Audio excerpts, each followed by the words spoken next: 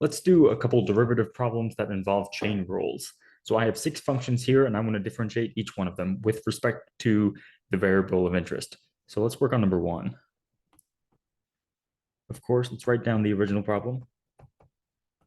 The function is 1 over 2x plus 1/2. All right. Now, when we differentiate this function, we could use a quotient rule, or we could just rewrite this function before we differentiate and bring that 2x plus 1, right? It's the entire thing up to the numerator because the entire thing is in the denominator. So I want to move the whole thing up to the numerator. It now has a power of -1, and I want to use a couple chain rules here to differentiate it.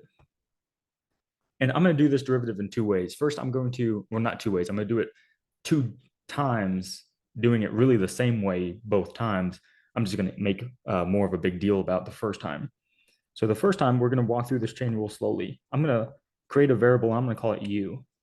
And I'm going to let u be 2x plus 1. So when I think about differentiating this function f of x, the big picture is u to the -1. So in fact, let me abandon Newton's notation and move to Leibniz notation. When I differentiate with respect to x, the function f of x, first, because I rewrote this as a function of u, I will differentiate with respect to u. And then I will multiply by the derivative of u with respect to x.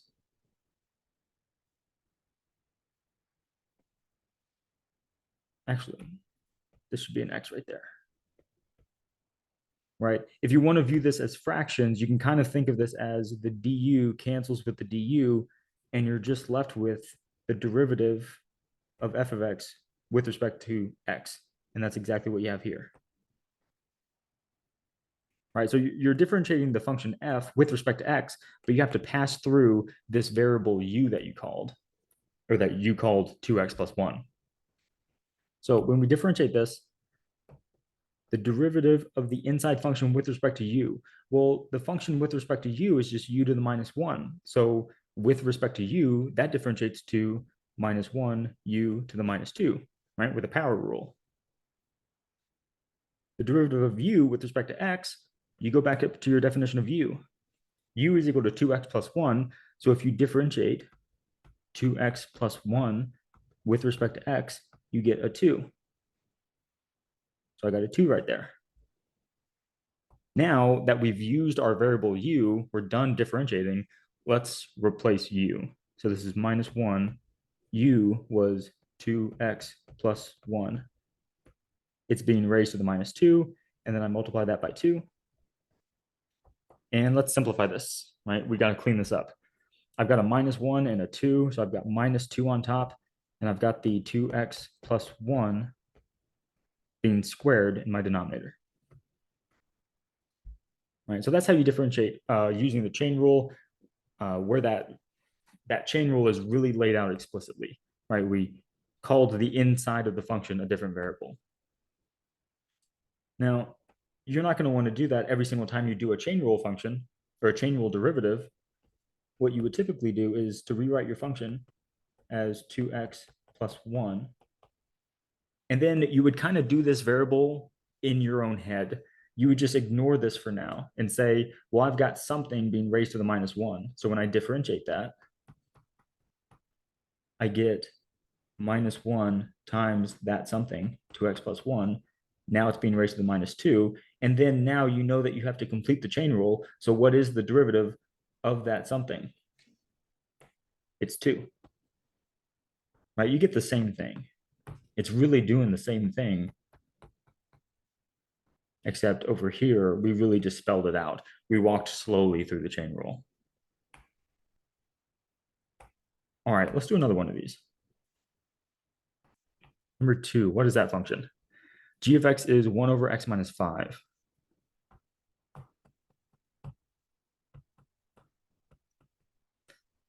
So before we differentiate, let's rewrite this so we avoid using a quotient rule. And now when we differentiate, let's again go through the chain rule, or go through it in detail. So I want to differentiate g with respect to x. So I'm going to differentiate g with respect to x minus 5, right? I've got something, x minus 5, being raised to the minus 1. That's the big picture. And then I will differentiate x minus 5 with respect to x. So the derivative of g of x with respect to x minus 5, well, that's just x minus 5 to the minus 1. So that differentiates to minus 1 times x minus 5 to the minus 2 with the power rule. And then I multiply by the derivative of x minus 5 with respect to 1. And this is kind of a trivial chain rule because this derivative is just 1. I don't know why I did my 1s differently. 1. So what do we get? We get minus 1 over x minus 5 squared. Now for number 3. H of x is the square root of 3x squared minus x plus 1. H of x is the square root 3x squared minus x plus 1. So before I differentiate this, I want to rewrite this as a power. So this is 3x squared minus x plus 1 raised to the 1/2. And when I differentiate this, so it's like an onion, right? I work on the outside layer first. The 1/2 comes down in front, and I have 3x squared minus x plus 1 now being raised to the minus 1/2, right? That's the power rule, viewing this as an object, right? It's this raised to the 1/2. So that differentiates with the power rule. And now I multiply by the derivative of that thing that I've ignored. So that would be 6x minus 1. So what do we get? We get 6x minus 1 over 2 times the square root of 3x squared minus x plus 1. All right, number 4. Now, t is a function of d, which is, I'm gonna have to go back and forth on this one. It's 3d minus 2d squared.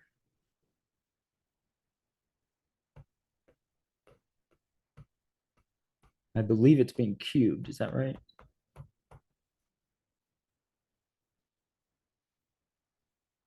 Three d minus 2d squared cubed. Okay. So when I differentiate this one, I'm going to differentiate with respect to d. So this would be 3d minus 2d squared, right? I just differentiated something cubed. And then I multiply by the derivative of that something. So that would be times 3 minus 4d, right? That's the derivative of that something. So what do we have here? Here, we do not really have a nice way to combine this. Unless we wanted to factor all these out, which I do not want to. Number 5. Y of x is x divided by the cube root of x squared plus 4. Y of x is x divided by the cubed root of x squared plus 4. All right, so if I differentiate y with respect to x, I have an unavoidable quotient rule. So I have low d high, and the derivative of the numerator is just 1, minus high, and then d low. So let's rewrite this numerator. Or sorry, let's rewrite that denominator. This is x squared plus 4 to the 1/3. So if I differentiate my denominator, I get 1/3 x squared plus 4 now to the minus 2/3. And remember, by the chain rule, I have to differentiate the inside of that something to the 1/3. So that would be multiplied by 2x. So low d high minus high d low all over low. So I have x squared plus 4 to the 2/3. And we can clean this up just a little bit. Cube root x squared plus 4 minus 2x squared. Oops, I've got a 1/3 out there too. So what do I have? I have 2/3 x squared times, I'm gonna have to do this in steps, plus 4 minus 2/3 over x squared plus 4 to the 2/3. All right, and that's really all I can do. All right, number 6 now, last one. Number 6 is S of L is the natural log of the square root of L plus 1. S of L is the natural log of the square root. What was it? It was just L plus 1. So before we differentiate, let's rewrite that square root as L plus 1 to the 1/2. And we differentiate S with respect to L, we get, oops, not X. So the derivative of the natural log of something is 1 over that something.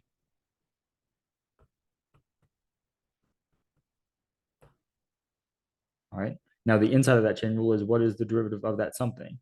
So the derivative of L plus 1 to the 1/2 is 1/2 L plus 1 to the minus 1/2. And now what is the derivative of that L plus 1? That's a trivial chain rule, just 1. So if we clean this up a little bit, what do we have? We've got 1's in the numerator. We have that 2 in the denominator. We have an L plus 1 to the 1/2 here. And then we also have it here because that 1/2, that is a minus. So when that moves down, it'll combine with the other one. And we have just a whole L plus 1 down there. And I think that's it. Okay, hope this was helpful.